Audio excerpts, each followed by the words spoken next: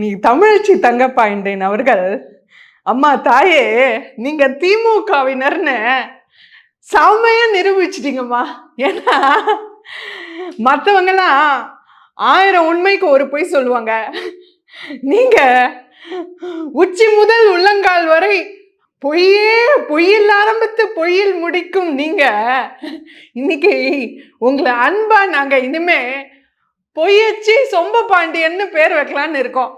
ஏன்னா அவங்க சொல்றது பாருங்க, the world has rarely seen a such leader. கண்டிப்பா சான்ஸே இல்லை.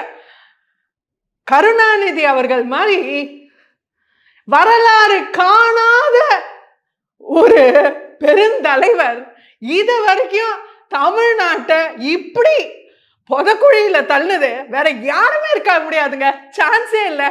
Einstein said about Mahatma Gandhi, generations will come about Mahatma Gandhi. Generations will come, but it is hard to believe that a man ever walked on earth in flesh and blood. The same, இப்ப பாருங்க ஹைலைட்ட, the same applies to Karunanidhi.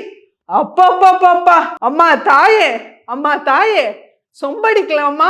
ஆனா ஒத்த துண்டு போட்டு தான் வாழ்க்கையே நாட்டுக்கான அர்ப்பணிச்ச காந்திஜி எங்க இருக்கிறவன் துண்டை எல்லாம் சுருட்டி கொள்ளையடிச்சு நீங்க அடுக்குமாடி கட்டுற இவங்க கருணாநிதி அவர்கள் வரலாறு எங்கம்மா தாயே?